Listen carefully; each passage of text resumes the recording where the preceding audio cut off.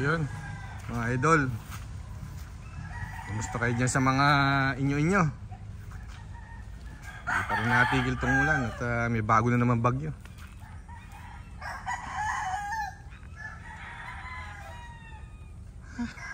Yan ang nangyari na naman, no?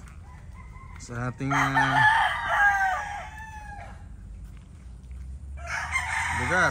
Bagsak na yung mga kawayan, no? Yan. Pinsala.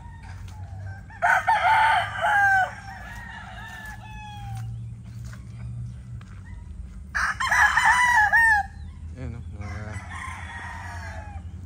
Tingnan natin yung mga pinsalang dinala ni Habagat. Yung mga manok natin, iwasan nating mababad yung mga paa. Minsan naninigas yung paa niyan. Babad sa tubig, babad sa putik. May mga bakterya yung putik. Nako, yan ang mga iwasan natin.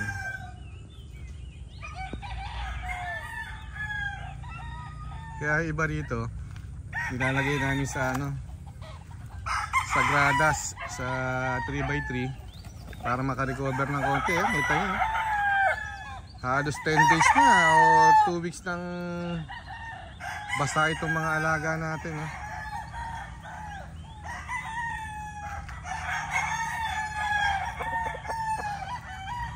Si Bernie nangunguha ng mga paso, lilinisin kasi puro putik.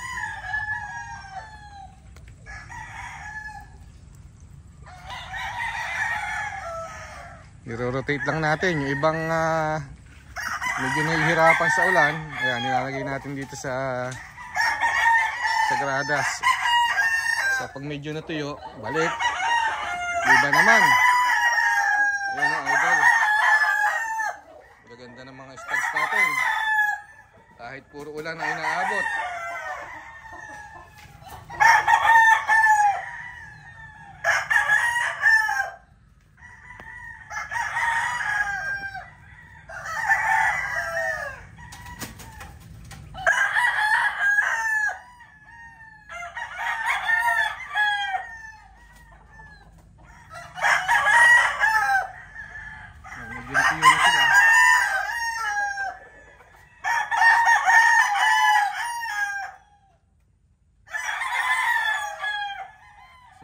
Lang natin para medyo makarecover sila.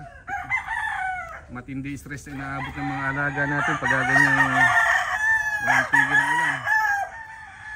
Ay, mga buntot medyo sisira na yung mga buntot, no?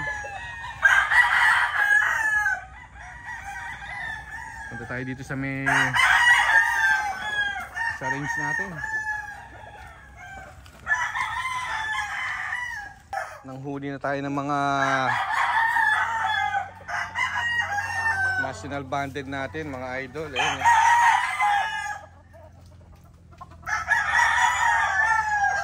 marami tayong gray. Ayan. Mga white. Nako, hirap ng mga alaga natin. So kahit paano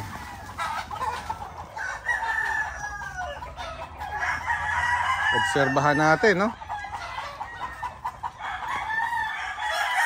Ayan, no? Nagbagsakan na yung mga kawayan natin.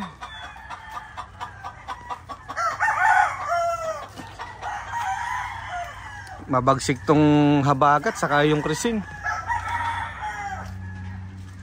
Sa range natin, ito mga national. Ayos naman, kaya lang medyo basa-basa.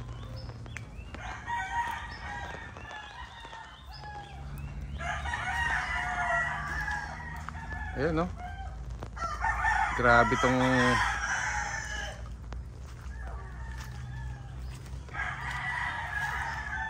sa ang daming lugar, lubog sa tubig.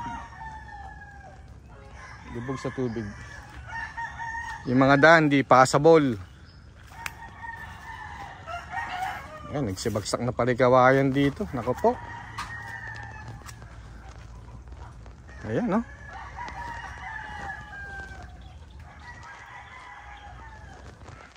Pero ayos naman yung mga nandito. Maluwag kasi itong ating range. Ayan, no?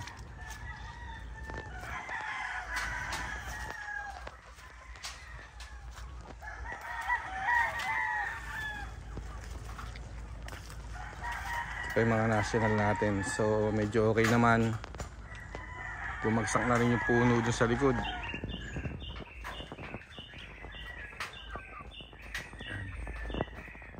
Stress pa rin sila. Stress na stress yung mga yan. Ayan, medyo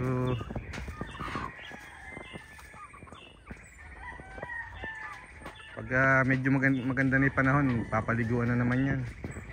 Para yung mga putik sa katawan, mga lupa, tanggal. Mabilis din naman makaka-recover yan.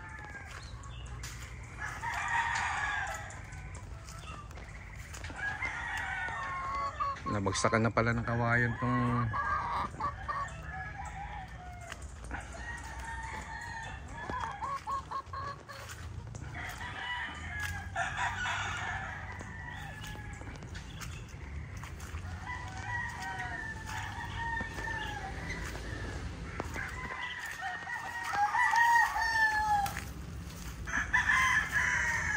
malapit na rin i-harvest to, yung mga national.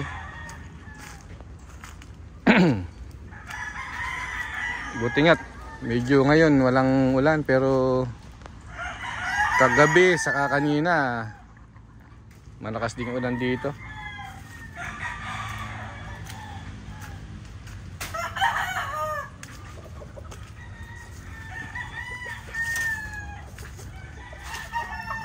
Yan, ito yung mga nasa flying pen natin ng mga national, early bird, local, no? Ito puro national na to. Maganda. Problema, basang-basa, putik.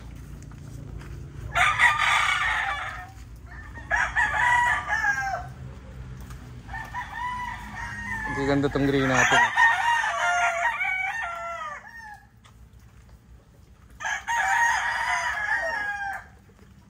Ngayon palang tumutubo yung mga buntutay. Sisira naman sa sobrang tubig.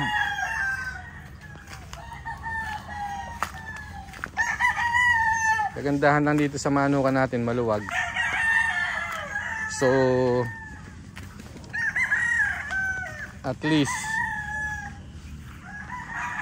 may damo. Kaya yung mga manok natin kahit papaano nakakagalaw na maayos. Ayan, puro ano.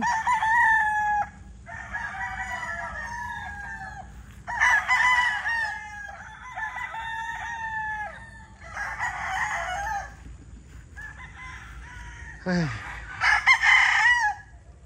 Wait na lang natin lumanda yung panahon at para makarecover itong mga to. Yung iba dyan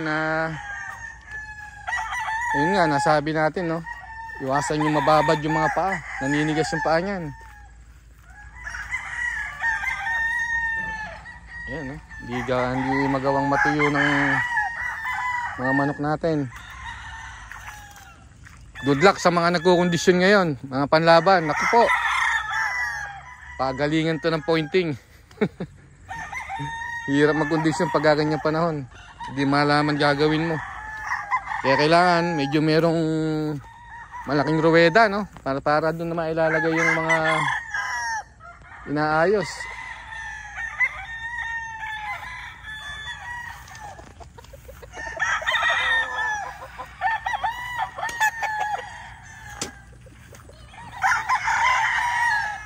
May mga tuyo din, magagaling magtago sa ulan. Ayan.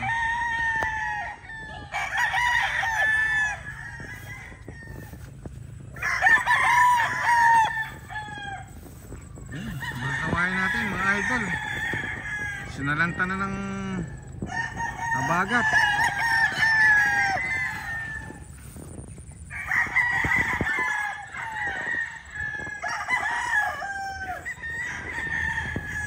Pero mukhang sana maayos na yung panahon. Ay, mga buntot, lalo ni mga puti ano, medyo prone sa ano yan. Pag nabababad yung buntot nila, medyo madaling masira yung balahibo ng puti. Hindi tulad ng mga gray saka mga pula, matitibay ang mga balahibo niyan.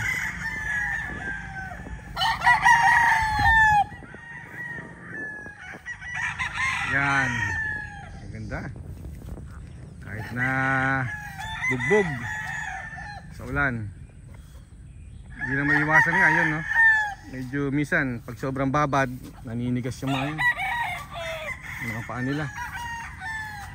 Tapos yung mga bakterya sa putik, maaaring mag-cause ng tibak.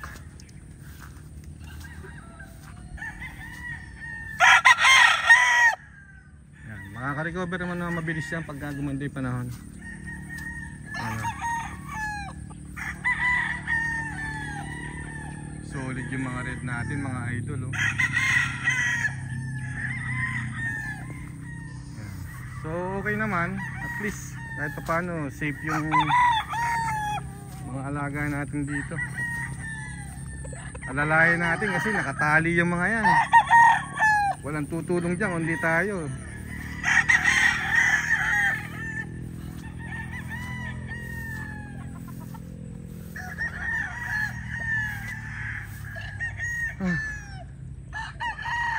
Grabe.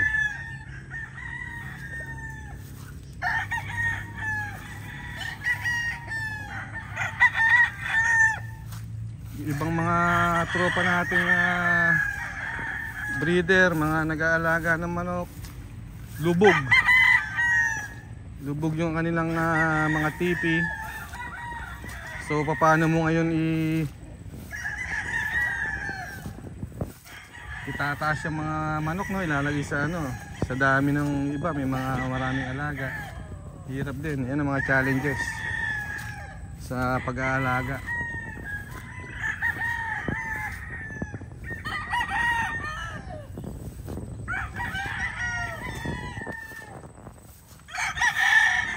Tapos minsan pagpapakain, ihintay mo munang tumila yung ulan, at yung kakanan ilalagay mo sa ilalim ng tipi. Kasi pag hindi mo ginawa yun, matutunaw lang yung pagkain mo.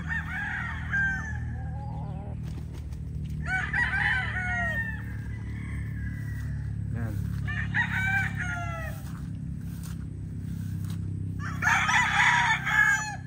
Grabe tong panahon na to, mga idol. Marami sinalanta tong habagat sabay bagyo.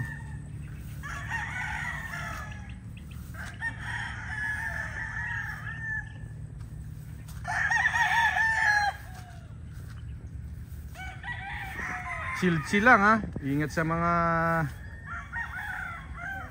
ganda ng black na to. Yan ang mga Melsim Black Gilmore natin. Yan.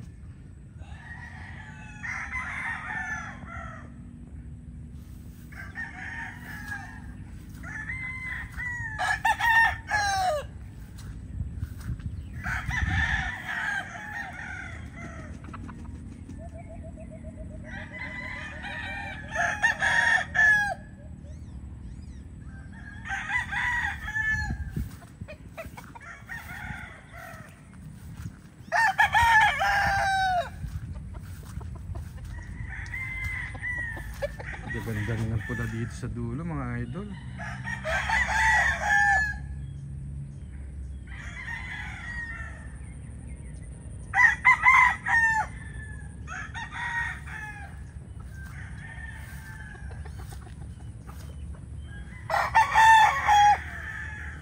Yan. Ayos naman. Binisita lang natin tong ating mga alaga dito.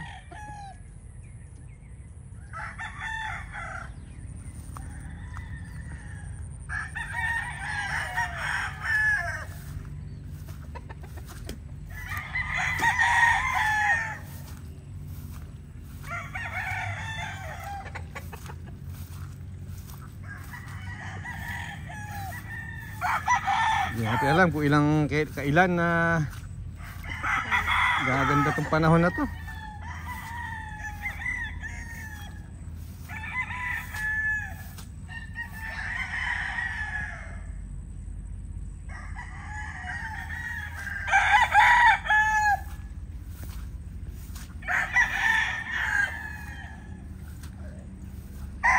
Isa pang problema dyan, minsan mahina yung resistensya ng manok.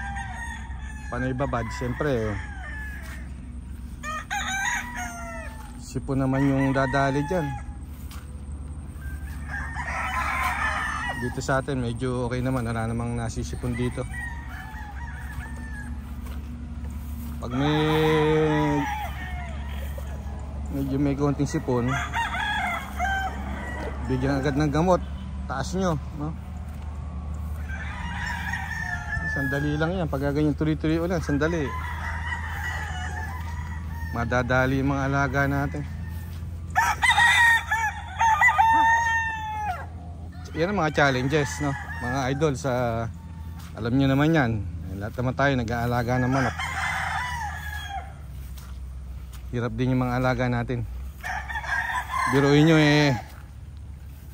maghapon magdamag, umaga hanggang gabi nakatali lang yan, tapos puro ulan pa tong dadanasin. Ayan, so update lang, ano? Ayan, mga salanta ng ating habagat dito sa Kasmina Game Farm. In-update ko lang kayo mga idol. So salamat sa mga bagong subscribers natin. Sa mga hindi pa subscribers, please subscribe na. Paki-like and share na rin tong video. Mag-update tayo ng ating free raffle, birthday raffle next week siguro, or medyo matagal-tagal pa naman yun, September pa. Okay? Mamimili tayo ng mga solid na papapremyo natin. So abang-abang lang, no? Ingat-ingat sa biyahe, sa mga nagtatrabaho, sa mga kasama nating manggagawa. Medyo madulas yung daan. Ingat tayo. Mabuhay tayong lahat mga idol. Bye bye. Thumbs up.